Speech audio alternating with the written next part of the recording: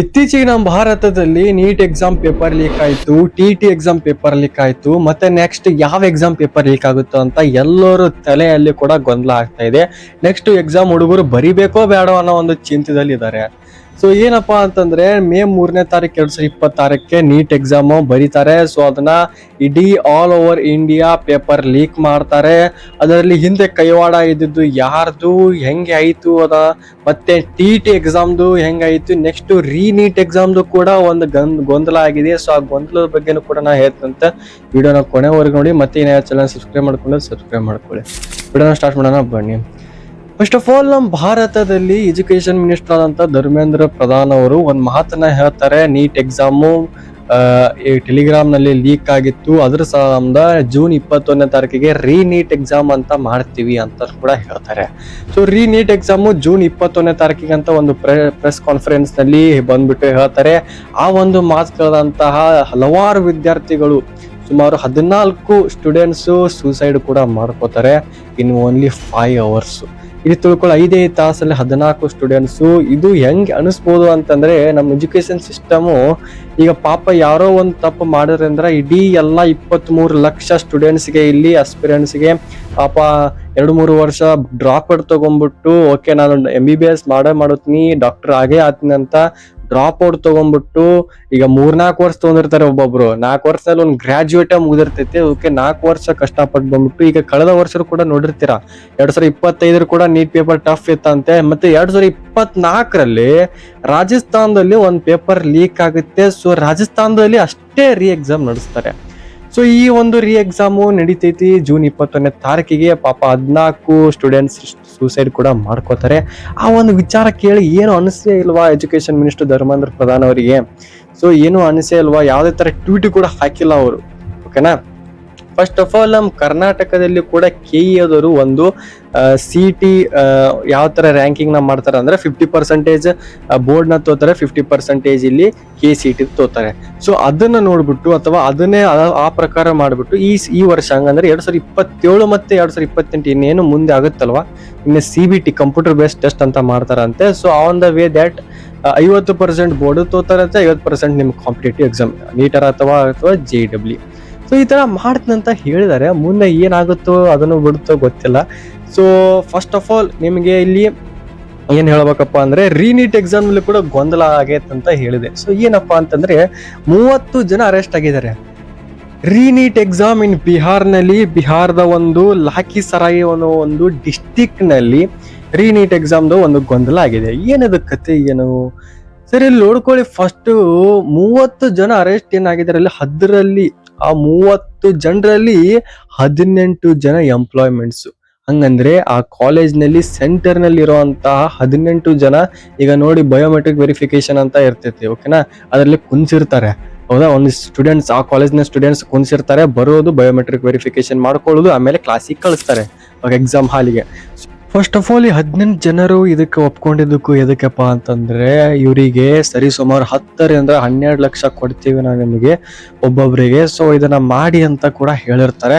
ಇದಕ್ಕೆ king pin ಆದಂತಹ ವ್ಯಕ್ತಿ ಯಾರಪ್ಪ ಅಂತಂದ್ರೆ that is Arpit Raj. So ಅವ್ರೇನಪ್ಪಾ ಅಂತಂದ್ರೆ ಒಬ್ಬರಿಗೆ ಅಡ್ವಾನ್ಸ್ 1-2 ಲಕ್ಷನ ಇಲ್ಲಿ ಕೊಟ್ಟಿರ್ತಾರೆ. ಸೊ ಈ 18 ಜನ ಎಂಪ್ಲಾಯ್ಮೆಂಟ್ಸ್ ನೀವು ನಮಗೆ ಸಹಾಯ ಮಾಡಿ. ಈಗ 30 ಜನ ಬರ್ತಾರೆ, ಆ 30 ಜನದಲ್ಲಿ 12 ಜನ ಬರ್ತಾರೆ. ಸೊ ಅವ್ರನ್ನ ಒಳ ಕಳಿಸೋ ಜವಾಬ್ದಾರಿ ನಿಮಗೆ ಅಂತ ಕೂಡ ಹೇಳ್ತಾರೆ. ಸೊ ಅದೇ ತರ 1-2 ಲಕ್ಷ ರೂಪಾಯಿ ಕೂಡ ಕೊಟ್ಟು ಅಡ್ವಾನ್ಸ್ ಅಲ್ಲಿ ಕೊಟ್ಟಿರ್ತಾರೆ. ಸೊ ಈ ತರ ಅವರಿಗೆ ಡಿಮ್ಯಾಂಡ್ ಕೂಡ ಮಾಡಿರ್ತಾರೆ. So as A middle man ಆಗಿ ಕೆಲಸ ಮಾಡ್ತಾ ಇರೋದು ದ ಫೇಕ್ ಬಯೋಮೆಟ್ರಿಕ್ ವೆರಿಫಿಕೇಶನ್ ಮಾಡಿದಂತಹ ಒಂದು ಪರ್ಸನ್ಸ್ ಅವರ ಮೆಡಿಕಲ್ ಕಾಲೇಜ್ನ ಸ್ಟೂಡೆಂಟ್ಸ್. ಫಸ್ಟ್ ಆಫ್ ಆಲ್, ಇವ್ರು ಯಾರು, ಎಲ್ಲಿಂದ ಬಂದ್ರು, ಹೆಂಗೆ ಅಂತಂದ್ರೆ, ಈ ಸರಿಸುಮಾರು ನೀಟ್ ಏನು ಮೇ 3ನೇ ತಾರೀಕು ನಡೀತು ನೋಡಿ, ಮೇ 3ನೇ ತಾರೀಕು ಅಥವಾ ಈಗ ಜೂನ್ 21ನೇ ತಾರೀಕಿಗೆ ಯಾವ ತರ 30 ಜನ ಅರೆಸ್ಟ್ ಆದ್ರು ನೋಡಿ, ಅವರು ಬೇರೆ ಯಾರು ಅಲ್ಲ, ಈಗ ನೀಟ್ ಮೆಡಿಕಲ್ ಸ್ಟೂಡೆಂಟ್ಸ್ನೇ, ನೀಟಿನ ಒಂದು ಪಾಸ್ ಆದ್ಬಿಟ್ಟು ಮೆಡಿಕಲ್ ಡಿಗ್ರಿಗೆ ಅಂತ ಇಲ್ಲಿ MBBS ನ ಮಾಡಕ್ ಹೋಗಿರ್ತಾರೆ ನೋಡಿ, ಅವರೇ. ಸೊ ಅವರು ಸಾಲ್ವರ್ಸ್ ಗ್ಯಾಂಗ್ ಅಂತ ಒಂದು ಒಳಗೆ ನುಗ್ಗುತ್ತಾರೆ. ಸೊ ಒಳ ನುಗ್ಗಿಕೇಶನ್ ಎಕ್ಸಾಮ್ ಕೂಡ ಬರ್ತಾರೆ. ಆಸ್ ಇಟ್ ಈಸ್ ನಮ್ಮ ಭಾರತದಲ್ಲಿ ಹಲವಾರು ಜನ ಡಾಕ್ಟರ್ ಆಗ್ಬೇಕಂತ ಕನಸನ್ನ ಕಟ್ಟಿರ್ತಾರೆ. ಆದ್ರೆ ಫೇಕ್ ಡಾಕ್ಟರ್ಸ್ ಅಂತ ಏನು ಈಗ ಮೊನ್ನೆ ಮಾಡಿದ್ರಲ್ಲ, ಜೂನ್ 21ನೇ ತಾರೀಕಿಗೆ ಸರಿಸುಮಾರು BSc ನರ್ಸಿಂಗ್ ಸ್ಟೂಡೆಂಟ್ ಕೂಡ ಅದರಲ್ಲಿ ಇನ್ವಾಲ್ವ್ ಆಗಿದ್ರು.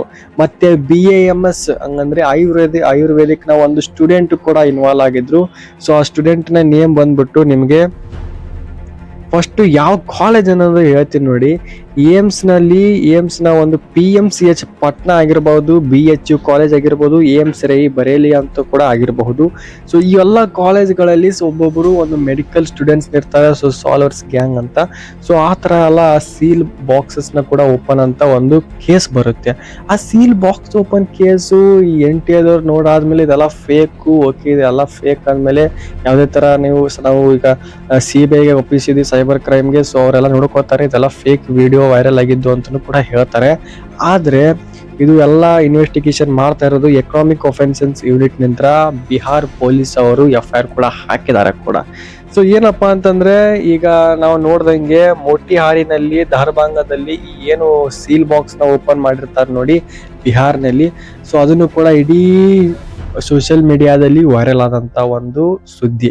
ಅಂಡ್ ಇನ್ನೊಂದು ಕೂಡ ವೈರಲ್ ಆಗಿತ್ತು, ಒಂದು question paper no booklet code ಕೂಡ ಇರುತ್ತೆ. ಸೊ ಅದನ್ನು ವಿಡಿಯೋ ಕೂಡ ವೈರಲ್ ಆಗಿಸಿಂದು ರೀನಿಟ್ ಪೇಪರ್ ಲೀಕಾ ಅಂತ ಕೇಳಿದ್ರು.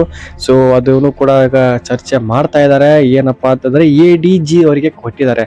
It means additional director general of police. ಇದು ಬಿಹಾರ್ನಲ್ಲಿ ಇದನ್ನ ಕೊಟ್ಟಿದ್ದಾರೆ. ಸೊ ಅವರೆಲ್ಲ ಇನ್ವೆಸ್ಟಿಗೇಷನ್ ಮಾಡ್ತಾ ಇದ್ದಾರೆ. ಮತ್ತೆ ಏನಪ್ಪಾ ಅಂತಂದ್ರೆ ಕಿಂಗ್ ಪಿನ್ ಆದಂತಹ ಅರ್ಪಿತ್ ರಾಜ್ ಅವರು ಕೂಡ ಇಲ್ಲಿ ಅರೆಸ್ಟ್ ಮಾಡಿದ್ದಾರೆ.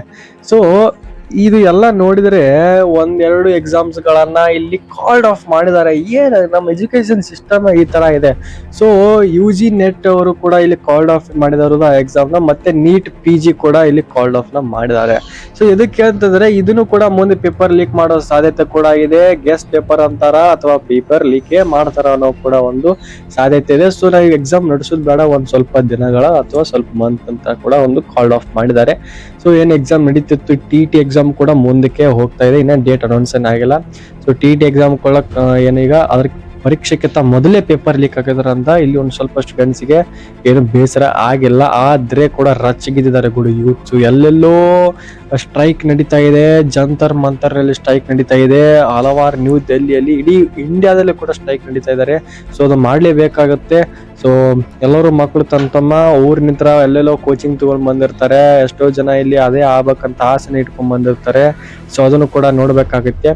ಸೊ ಇಲ್ಲಿ ಏನ್ ಆಗ್ತದೆ ಗೊತ್ತಿಲ್ಲ education system in India. So system fail ಆಗಿದೆಯಾ, ಪಾಸ್ ಆಗಿದೆಯಾ, ಈಗ ಮುಂದೆ ಯಾವ ತರ ಇದೆ ಅಂತಾನು ಕೂಡ ಹೇಳ್ಬೇಕು. And education minister Dharmendra Pradhan ಅವರು ಯಾವ ತರ ಇಂಪ್ರೂವ್ಮೆಂಟ್ ಮಾಡಬೇಕು ಅಥವಾ ಅವರೇ ಇರಬಾರ್ದ ಎಜುಕೇಶನ್ ಮಿನಿಸ್ಟರ್ ಚೇಂಜ್ ಕೂಡ ಆಗಬಹುದು ಅಂತಾನು ಕೂಡ ಸಾಧ್ಯತೆ ಕೂಡ ಇದೆ. ಮತ್ತೆ ಆಗ್ಬೇಕು ಅನ್ನೋದು ಕೂಡ ಇಲ್ಲಿ ಎಲ್ಲರೂ ಸ್ಟ್ರೈಕ್ ಮಾಡೋ ಮುಖಾಂತರ ಇಲ್ಲಿ ಹೇಳ್ತಾ ಇದ್ದಾರೆ ಗೌರ್ಮೆಂಟ್. ಸೊ ನಮ್ಮ ಇಂಡಿಯಾದಲ್ಲಿ ಈ ತರ ನಡೀತಾ ಇದೆ ಅಂತಂದ್ಮೇಲೆ ಎಲ್ಲರೂ ಕೂಡ ಒಗ್ಗಟ್ಟಾಗಿರ್ಬೇಕು. ಅಂಡ್ ಈ ಏನು ಪ್ರೊಟೆಸ್ಟ್ ಕಡೆ ಇದಾವೆ ಜಂತರ್ ಮಂತರ್ನಲ್ಲಿ ಈಗೆಲ್ಲ ವೈರಲ್ ಕೂಡ ಆಗ್ತಾ ಇದಾವೆ. ಸೊ ಅದ್ರ ಮೇಲೆ ಕೂಡ ಇಲ್ಲಿ ಗೌರ್ಮೆಂಟ್ ನಿಗಾ ವಹಿಸಿ ಒಂದ್ ಸ್ವಲ್ಪ ಏನಾದ್ರು ಪರಿವರ್ತನೆ ಹಂಗಂದ್ರೆ ಚೇಂಜ್ ತರಬೇಕಾಗತ್ತೆ. ಎಜುಕೇಶನ್ ಸಿಸ್ಟಮ್ ಅಲ್ಲಿ ಬರೀ ಎಲ್ಲ ಫೇಲ್ ಮಾಡ್ಕೊಂಡ್ ಬಂದ್ರೆ ಸರಿ ಸುಮಾರು 80-90 ಪೇಪರ್ ಲೀಕ್ ಆಗಿದೆ 10-15 ವರ್ಷ ಹಿಂದೆ. ಸೊ ಎಷ್ಟು ಪೇಪರ್ ಲೀಕ್ ಮಾಡಿದ್ರು ಅಷ್ಟೇ ಎಜುಕೇಶನ್ ಸಿಸ್ಟಮ್ ಇಸ್ ಫೇಲ್ಡ್ ಅಂತ ಹೇಳಕ್ಕೆ ಇಷ್ಟಪಡ್ತೀನಿ. ಅಂಡ್ ನಿಮ್ಗೆ ಏನು ಅನಿಸ್ತು ಅಂತ ಕಮೆಂಟ್ ಬಾಕ್ಸ್ ಅಲ್ಲಿ ಕಮೆಂಟ್ ಹಾಕಿ. ವಿಡಿಯೋ ಮುಗಿಸ್ತಾ ಇದ್ದೀನಿ. ಇಷ್ಟ ಆದ್ರೆ like, share and comment box ಅಲ್ಲಿ ನಿಮ್ಗೆ ಏನು ಅನಿಸ್ತು ಕಮೆಂಟ್ ಹಾಕಿ. ಅಂಡ್ ಸಬ್ಸ್ಕ್ರೈಬ್ ಮಾಡೋದು ಮರೆಯಕ್ಕೆ ಹೋಗ್ಬೇಡಿ. ವಿಡಿಯೋ ಮುಗಿಸ್ತಾ ಇದ್ದೀನಿ. ಟಾಟಾ, ಬಾಯ್ ಬಾಯ್.